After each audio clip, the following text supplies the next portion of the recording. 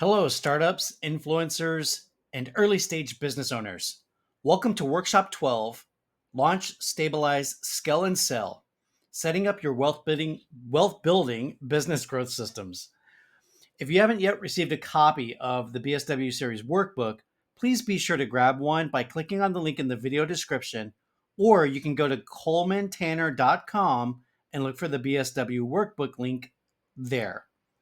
While we're waiting for others to join us for this workshop, take a look at the question on the next screen.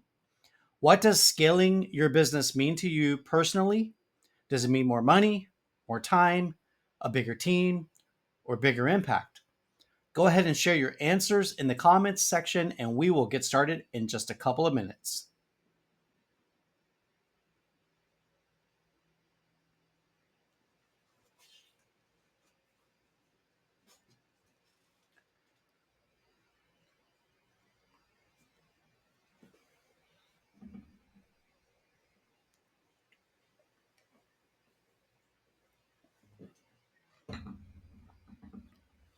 All right, hello again, and thank you for joining me for today's final workshop in the Bespoke Works blah blah blah. I can't talk in the Bespoke Startup Workshop series, or BSW for short. This series was strategically designed for aspiring entrepreneurs, influencers, and early stage business owners who want a step by step roadmap that explains how to launch your first or your subsequent business the right way so that you can vastly improve your chances for success. Today's question is, what does scaling your business mean to you personally?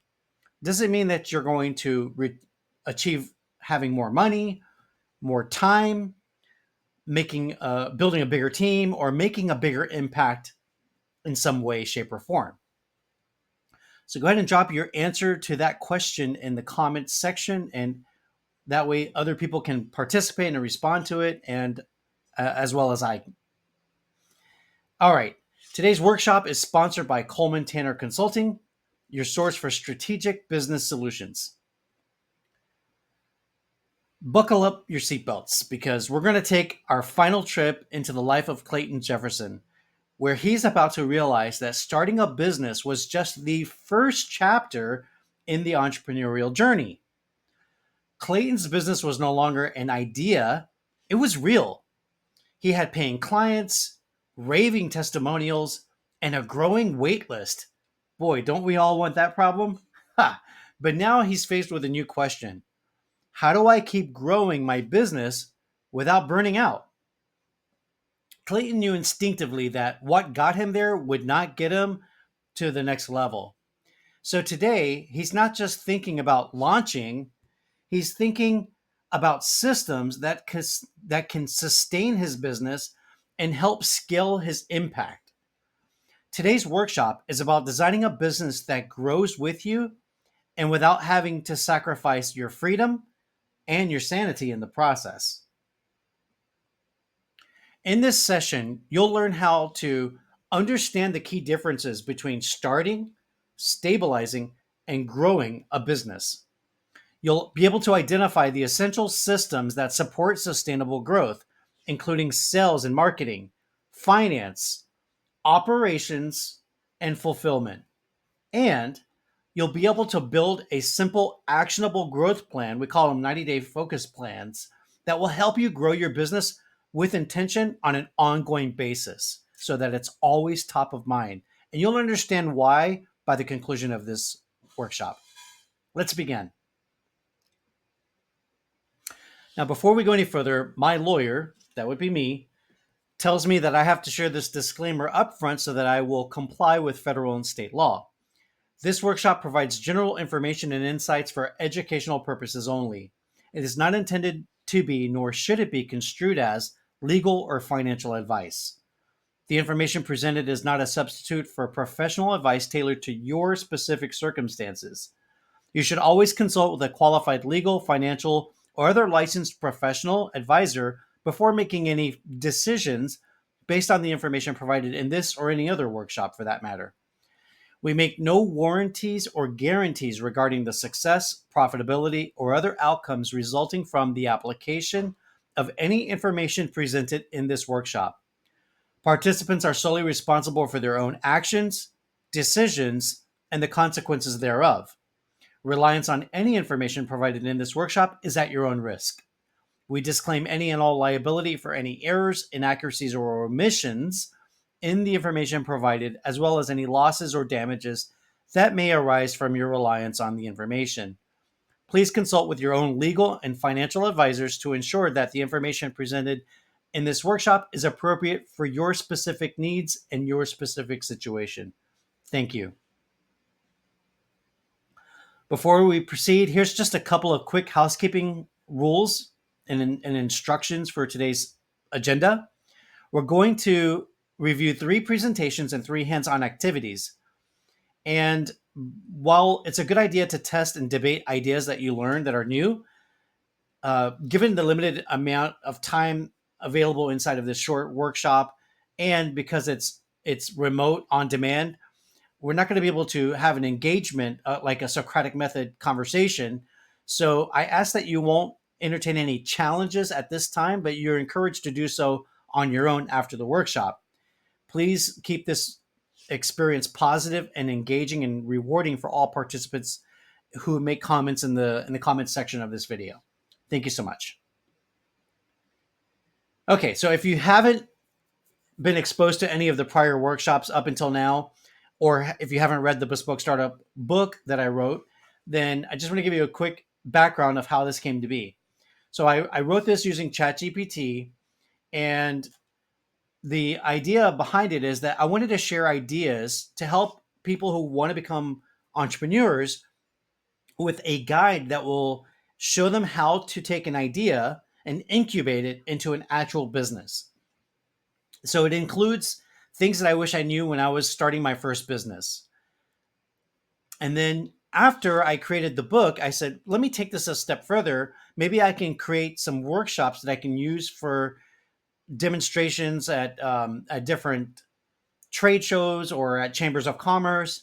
And then I decided to upload it to YouTube and share it online for anybody who wanted to access it, so that more people will be exposed to this training program, which is an online incubator for business ideas, but it also serves as a foundational roadmap for anybody who has an existing business that are still in the early stages and they're trying to figure things out.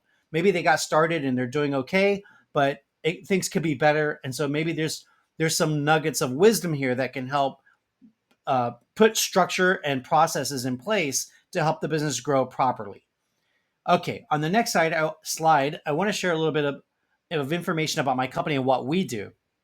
So at Coleman Tanner Enterprises, we have 3 different divisions. We have 3 different branches, if you will. We have a real estate business brokerage called Coleman Tanner Realty, small business financial management services called Coleman Tanner Financial, and small business consulting, which is Coleman Tanner Consulting. And our mission overall for Coleman Tanner Enterprises is to provide small business owners with the guidance they need to successfully launch, scale, and eventually sell their business, probably using micro M&A and private equity strategies, but it could be a straight B2B sell, business to business sell, so that you as a business owner, as an entrepreneur, can achieve the pinnacle of financial freedom, which is, for me, time and money freedom. At Coleman Tanner Realty, we help entrepreneurs buy and sell businesses. So we can operate as your business broker or as your M&A advisor. At Coleman Tanner Financial, we help sophisticated, established businesses.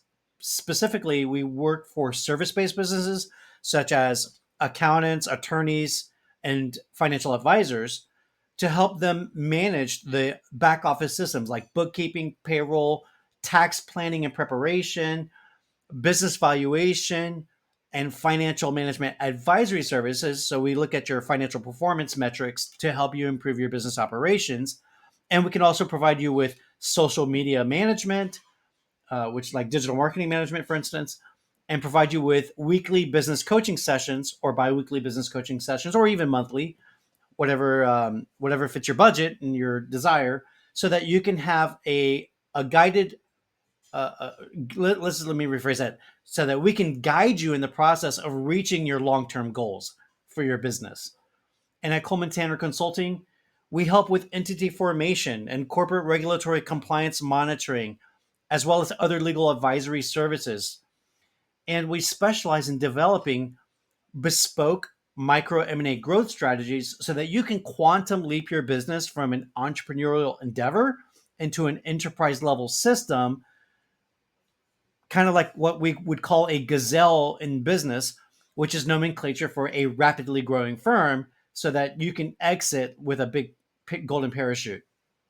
And that's our goal, is to help you get your business ready to exit within 3 to 7 years so that you can have the time and money freedom to achieve your next life goal, whether that be to start a new business venture or to travel around the world with your family and everything else in between. And lastly, the fourth company that we have, which is technically creating this course for you, is the Entrefluential Training Company. And there we guide entrepreneurs through the pre-launch foundation stages of ideation, validation, branding, market research, and crafting an itemized business launch plan, as well as provide you with marketing and sales tips and recommendations for back office tools and customer support. And we show business owners how to use our proprietary small business improvement matrix that helps small business owners mitigate risks and optimize their companies for quantum growth and a successful exit. So, again, the scope of this training is for aspiring entrepreneurs and early stage business owners. And now I have a quick self assessment for you. It's just a little mini quiz to determine what your background knowledge is on the subject that we're going to be covering today. So, I'd like you to take out a sheet of paper and divide it into 3 columns. In column number 1, you're going to draw a 1 at the top of the page. In column 2, you'll draw a 2. And in column 3, draw the number 3. Now, I'd like you to answer the following question by giving yourself a rating from 1 to 5 in the first column, with 1 being a low score like an F in grade school, and 5 being a top score like an A in grade school. The first question is, what are the key differences between starting, stabilizing, and scaling a business? If you know, give yourself a 5. If you don't know, give yourself a 1. And if you have some idea and you're still figuring this out, give yourself a rating between 2 and 4.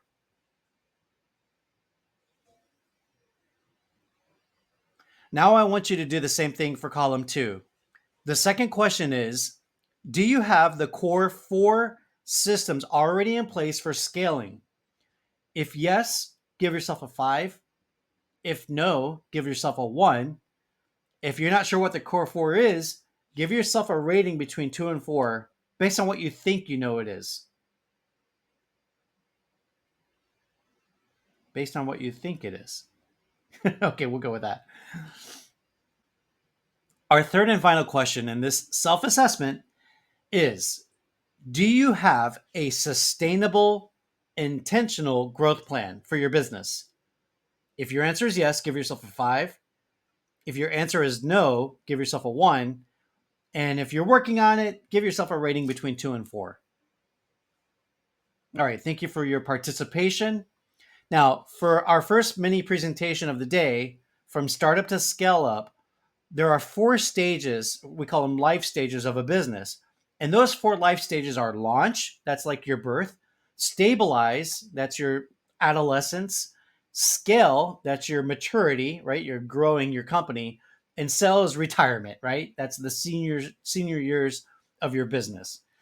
Although it can happen a whole lot faster than our lifetimes, our life cycles as a human being, right? You can sell your business in 3 years, you can sell it in 7 years, you can sell it in 14 years. It's all variable, and there's so many different answers that I would take forever to give you all the different variations of what's possible. But the idea here is you start a business and you sell a business rather than just shutting it down. So these are the 4 stages that you'll go through. And to attract a buyer when you're ready to retire or move on from your business, let's say that you're not going to have a succession plan where you have somebody that's going to take over the business in your family, then you're going to want to sell your business if you want to get some cash for all your hard work in building it up. So it's critically important that you understand the core 4 systems and that they're working optimally in your business so that your company is poised for a bigger ticket when you decide to sell. And in order to do that, it needs to be scaling for the buyer in order for it to be attractive to the buyer. Unless you're just looking to liquidate, then your buyer just may want your widgets, whatever that may be. And so you could just do a liquidation sell, but you're not going to get top value for that. Liquidation, like fire sale, that's not top value. That's like foreclosure, going out of business, and they're just liquidating the assets. No, if your business is growing and scalable and all of the systems are working well, you can get a big ticket depending on what the market conditions are, right? Of course, it's based on comps, and which is where the business valuation comes in. But the idea here is let's keep growing the business so it's more attractive to a seller, to a buyer when you're getting ready to exit, so that you can get the biggest exit multiple. We call that exit multiple arbitrage when you're ready to sell, so that you can have some money to achieve your retirement plans or your next business plan, whatever that may be. All right. So we're going to take a closer look at each life stage in our first mini presentation. Let's get to it. The first stage, aptly termed launch, serves as a critical juncture to demonstrate the value of your minimum viable product or service and establish your market presence. The second stage is akin to cruise control, where you implement a revenue generating system that operates smoothly while assembling a proficient client delivery system. The third stage can be compared to supersizing your meal at a drive-thru.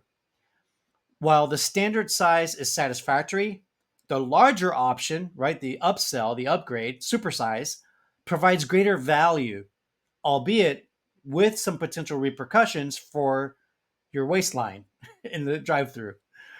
The objective here is to expand your business significantly, akin to the grandeur of a Roman emperor who intends to make the world Roman, right? The Roman Empire, while ensuring that your integrity, the integrity of your foundational structure remains intact, right? Finally, the last stage of your entrepreneurial endeavor resembles the iconic Pink Panther's exit stage left. In the spirit of Stephen Covey's advice to begin with the end in mind, the goal is to create a self sustaining business worthy of investor interest. This enterprise should operate independently without the presence of the owner, allowing you to ultimately sell it for a substantial return that will surely impress your golf companions or your yacht club buddies after the sale. Here are some signs that you're ready to cash in. Your financial records are as tidy as a librarian's bookshelf, and your standard operating procedures are so well written that they're like a Shakespearean masterpiece of organization. The business runs like a well-oiled ATM machine, spitting out cash, even when you're off sipping pina coladas on a cruise or at the beach. And there's a brightly colored yellow brick road to growth that even a fortune teller would envy. Remember, you're building an asset, not just an income stream. Yes, an income stream is important, but remember, we're building a long-term sellable asset with the end in mind, right? For retirement or for your next project. It's so it's about what is your financial objective, right? You should always have that top in that number, your financial objective in mind from the beginning. All right, that concludes our first mini presentation. Next up, we're going to have a short hands-on activity that will help take this lesson from conceptual to practical. As some people would say, we're going to workshop this, and we're going to determine the phase or the stage of the life cycle that you're currently in. We're also going to look at what bottlenecks you need to clear right away and how to fix it. So go ahead and roll up your sleeves for the first activity. We're calling this activity, Are We There Yet? Which stage are you in? Are you in the launch stage, stabilize stage, scale up stage, or sell it stage? What's the biggest bottleneck or risk that your business is currently facing? Are you at risk of cybersecurity problems? Are you at risk of not being able to fulfill your clients' orders because you don't have enough bandwidth? Are you not able to come up with new innovative strategies to stay competitive in the marketplace? What bottleneck are you facing right now that you need to deal with? And I apologize for the typographical error. I just noticed that I put bottlenecked instead of neck. So my apologies. And what system, process, or tool or other resource can you use to fix the problem? So go ahead and pause the video to complete this activity and hit the play button when you're ready to move on. I'll be waiting. Okay, friends, let's check back in with Clayton Jefferson and see how he did on this activity. Clayton wrote down the following answers. His current life stages stabilize. His biggest risk is fulfillment bottlenecks. He's the only service provider. So, being the only service provider means that he can't fulfill more clients. He's going to need to hire some subcontractors. The next system that he wants to focus on is creating onboarding automation. He wants to draft some standard operating procedures for his subcontractors to follow during the client delivery process, which is important so that there's uniformity and high quality in the service delivery. The SOP will help him do that. Good job, Clayton. Now let's move on to our second mini presentation of the day, which are an analysis of the 4 core systems for scaling a business. In this second mini lesson, we're going to reveal the 4 core systems that every business needs for scaling the business up. So, prepare our business for our growth systems, Jarvis. Little Iron Man humor there. All right. Here are the essential systems that you cannot afford to live without in your business. Number 1, lead generation. This is the core system. Number 1 is sales and marketing. So, number 1 is lead generation. Employ effective marketing strategies coupled with a robust CRM platform for efficient list building. Number 2, sales conversion. Engage prospective clients through discovery calls, follow up diligently to secure agreements with them. We call that an engagement letter, and to manage the payments professionally. You can use QuickBooks Online to submit your invoice and to collect your payment up front before you begin your services. You should always collect an upfront payment, preferably the full payment, but at least 50% upfront. And number 3, client retention. To ensure that you have a seamless onboarding process, you want to automate your system so that when they after they fulfill the engagement letter, you send them the onboarding instructions. You want to be able to deliver exceptional service, whatever that service is. And then you want to have a system for gathering feedback from the client to ensure that the client experience was at or at a higher level than you guys agreed on during the discovery process, the discovery call. And then you want to seek feedback for continuous improvement. So the customer surveys will be helpful in that regard, as well as you want to retain your clients by engaging them with incentives for referrals, as well as rewards like loyalty points so that they can receive rewards for giving you repeat business. So you want 2 things from them after you've closed the deal: is you want to retain them for future business, and you also want to get referrals from them. And you should also engage in things like client appreciation events, send them birthday cards and holiday cards and so forth. Our core system number 2 is finance. This is also at finance. It's kind of combined as finance and administration. So in this sector, in this course, in this component of your business, you want to maintain accurate financial records by employing a bookkeeper so that they can record the daily processes of financial transactions that are happening inside of the business and maintain your organized records, which is your profit and loss statements, your balance sheets, and your statement of cash flows. You also want to prepare your taxes. So you want to hire a CPA to do your tax preparation and make sure that they're filing compliant tax returns. while minimizing liabilities using deductions and tax credits. And you will also use a CPA for your audited financials so that they're verified to ensure accuracy if you have shareholders or other types of requirements for audited financials, such as sales of stock. That would be one reason. Or if you're doing a private equity fund, you may need the audited financials for that regard, right? So the third thing that you want to do is you want financial reporting. So you may want to hire a financial advisor or a business advisor like us to help you anticipate your future cash flow needs and also to track your performance in your departments.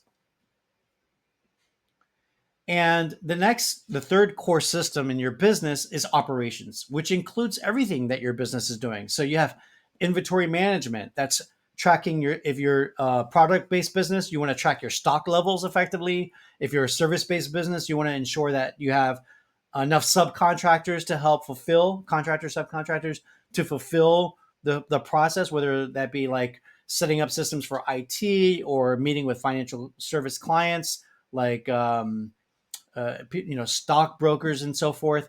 And if you're an attorney, well, then having other attorneys of counsel to help service your clients. Then for supplier and vendor relations, you want to be able to negotiate advantageous terms like accounts payables and receivables, and then also your third party vendors. So, like if you own a real estate brokerage, then your third party vendors are your mortgage brokers and your settlement service providers for doing closings, as well as relationships with your home inspectors, right? Who are going to come out and check the property and make sure that it's compliant for the purchase, right? Or the contractors would be a third party vendor that you want to have relationships with so that they can come and fix problems so that you can sell the home that you have listed, right? And then another aspect of operations is customer service, which is really the most important aspect of any business operation, because without customers, your business is going to die. So you want to make sure that your customer service is top notch in all of the following processes: onboarding new clients, blah, blah, blah, onboarding new clients, responding to inquiries, resolving complaints, and building customer loyalty. Then you have sales and marketing. The only way you're going to get those clients is to have optimal sales and marketing systems in place. So that means developing strategies and tactics to attract customers. That means looking at the different channels, having multiple pillars of marketing channels, having the systems in place for putting the people that your ideal client avatar through the sales journey, which we've talked about in the prior BSW episodes, right? So just to recap what those are, it's going through, attract, capture, nurture, convert, service, and retain, and then also generating the closings and post closing add-ons and cross sells and nurturing relationships so that you can get referrals and repeat business. And then lastly, we have finance and administration. Your finance department are going to manage the cash flow in and out of your business, as well as manage the loans that you may have, whether that be overseeing shareholder equity or bank loans for operations, or the loans that you might have for um, your the tools that you use in your business, whether that be computer systems or machines that you use to create the widgets that you sell. So there may be some financing, leasing, or financing for the tools that you use. Your what do you there's a term for it. It slips my mind, but these are the what is it? I can't think of it right now. Forgive me, but it's your gosh, what do they call it? Your fixed assets. Okay, your fixed assets. There we go. And then the other thing that they do, the finance department, is that they oversee the handling of accounts receivables and accounts payables. And you want to ensure that those things aren't too spread out too long. You don't want to have too much accounts receivables that actually hurts your business, right? And you don't want to have long accounts payables because then your vendors might get mad at you for not paying them on time. So that's a delicate balancing act between those two things. And lastly, you have the coordination of the administrative team. and all of the tasks that your business has to get done. So your administrative team is part of your operations, right? All right, let's move on to the fourth one, the fulfillment system. So for service, I have two different screens for this. For the do I? Maybe I don't. I just have one, I think. Okay, so for thought I had two. Yeah, it looks like just one. Okay, so for service-based businesses, oh man, I had one for fulfillment for product-based businesses, and then one for service-based businesses. And I don't know what I did with my slide, but I lost it. The one for product-based businesses, but one of the main things about having products is you want to make sure that you don't have your inventory overloaded, because if you can't sell your inventory quick enough, then your inventory may become obsolete, and so that's dead weight to your business, and it makes you lose your value. So you want to make sure that you're offloading inventory as quickly as possible. And another thing is, if you're selling widgets, well, you have to have a place to store those widgets, right? So that you can provide them to your clients fast. And so um, there's a cost involved with storing widgets, and so you don't want to have a big warehouse full of widgets if you're only selling a small warehouse worth of widgets on a monthly basis. So you want to make sure that you bring in enough, just a little bit more than enough, to make sure that your clients are getting that you have it, you can send it to them right away and not have to make them wait for it. But you don't want to have a lot of it sitting around, okay, because that costs you warehouse space, and again, it puts you at risk of it becoming obsolete, and then you're stuck having to fire sell it because it doesn't have market value anymore. Okay, so that's like one of the big things about fulfillment for a product based business. Now let's talk about a service based business.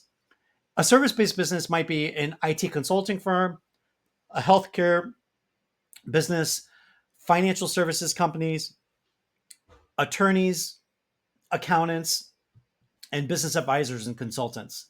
So the key components that you want to include in the fulfillment process of these services are client engagement, a service framework, service level agreements, and value creation, right? Those are the four main components of the fulfillment process for service providers. So client engagement is establishing contracts that link performance to payment. We call that an engagement letter. The service framework is developing clear policies and procedures for the service delivery. Service level agreements is the agreement between the two parties. That's the buyer and you as the service provider. And so when you're coming up with your service level agreement, you want to define the standards, the quality expected, and performance expectations for your clients.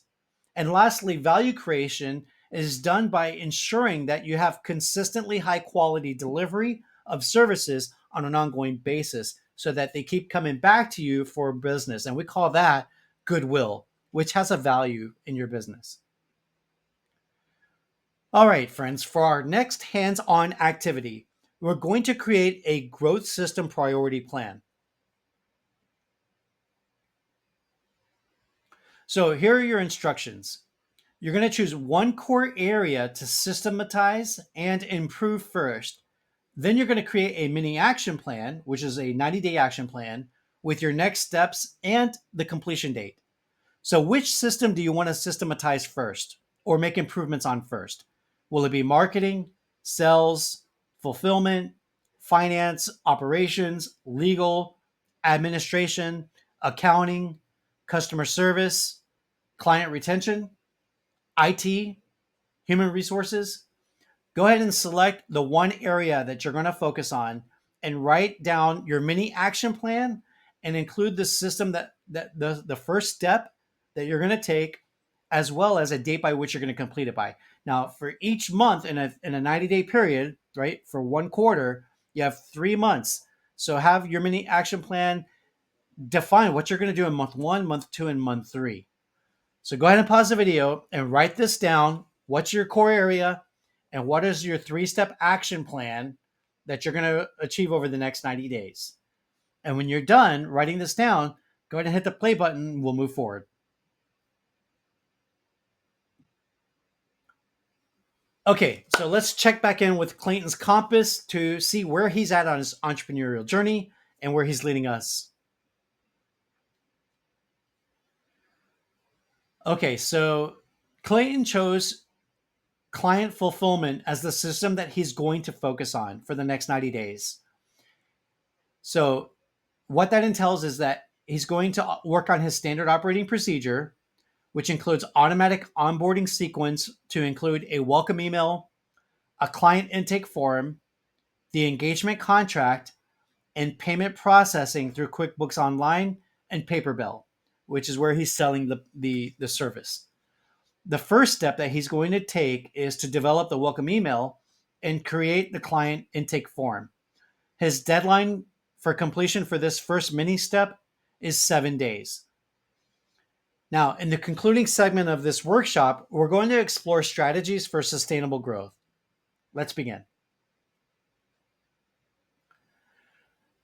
We're at the final part of our presentation, and we're coming to the conclusion of the Bespoke Startup Workshop series. In this final mini presentation, we're going to learn about planning for sustainable long-term growth, starting with the 90-day focus plan.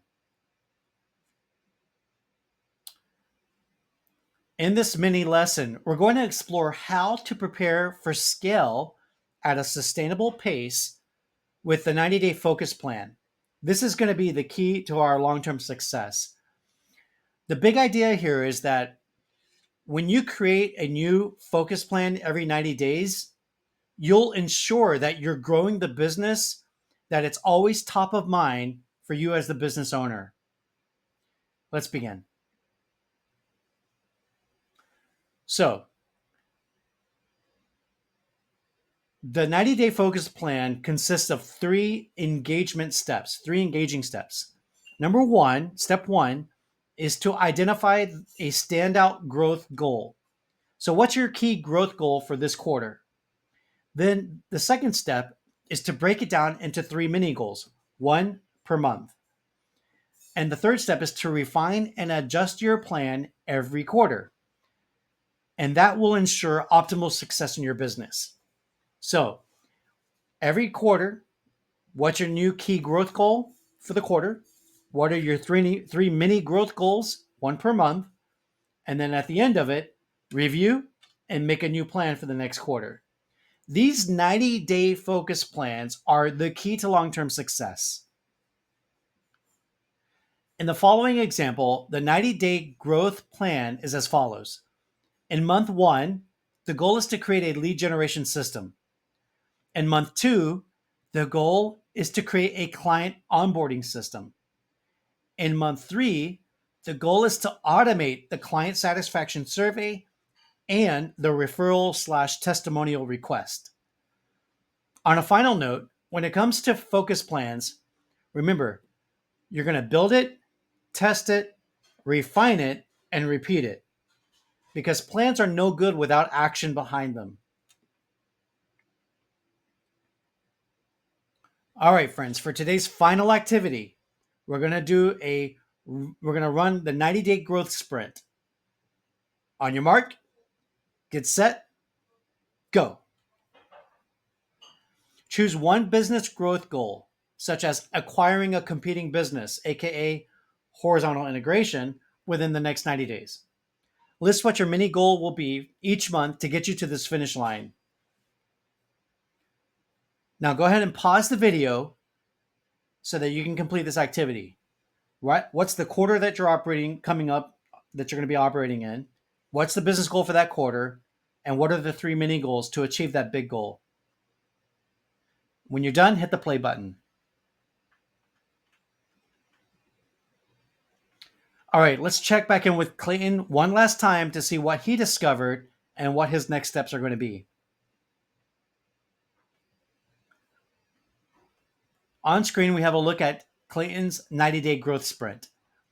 He decided that he's going to attempt to acquire an established digital marketing agency business with seller discretionary earnings of $200,000 a year and a cash throw off of $16,000 per month. His plan is to reinvest $8,000 per month in growing that business. His mini goals are as follows: In month one, he's going to send out 100 mailers. He expects to receive 60 replies. In month two, he hopes to have 10 conversations to investigate the deals, of which three may become offers. And by month three, he expects that at least one will close of the three offers.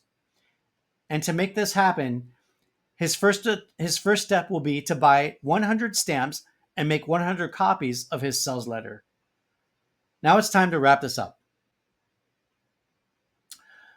Thank you all for joining me for BSW number 12.